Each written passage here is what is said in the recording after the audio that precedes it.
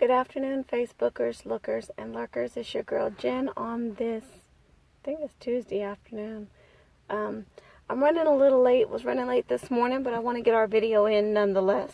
So I want to talk to you about we belong to Him. How you know, Jen? How do you know we belong to Him? I'm going through things and it don't feel like I belong to Him. So what are you saying? Well, if we look at Isaiah chapter 43, verses 1 and 2, it says, "But now this is what the Lord your Creator says, O Jacob, and He formed you, O Israel. Do not fear, for I have redeemed you from captivity. I have called you by name, and you are mine. When you pass through the waters, I will be with you, and through the rivers, they will not overwhelm you. And when you walk through the fire, you will not be scorched, nor will the flame burn you." Now, let's take a look at really what He's saying. First off, He didn't say the waters wouldn't come. He didn't say you wouldn't have to endure some flames.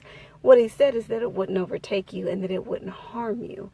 Remember, all things can work together for our good. Everything can be used to strengthen us, strengthen our faith, and encourage us in one way or another, to help us to persevere, to help us to become strong in our walk, to exercise wisdom, to help us gain wisdom.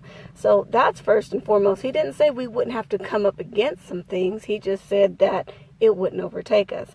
And the part that shouted me the most, though, was that He's called me by name and He says I'm His. That means can't nobody take me from the love of God. Can't nobody take me from what He has for me. And most of all, can't nobody take me from God Himself.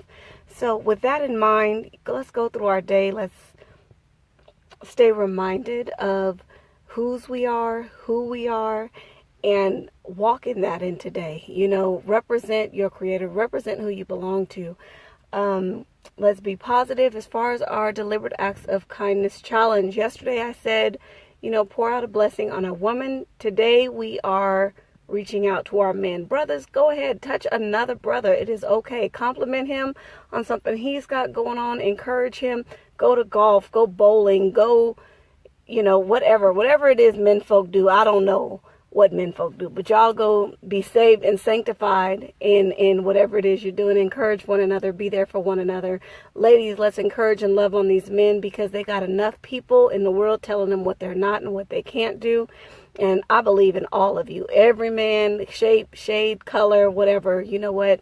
I love you. I appreciate the work you're doing, as long as you're pushing forward and living up to what God has called you to be. You don't have to be perfect. You just have to put the effort in, okay?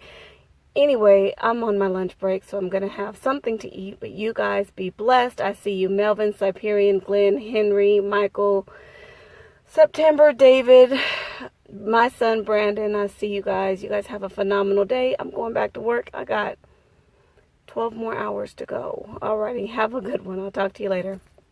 Bye-bye.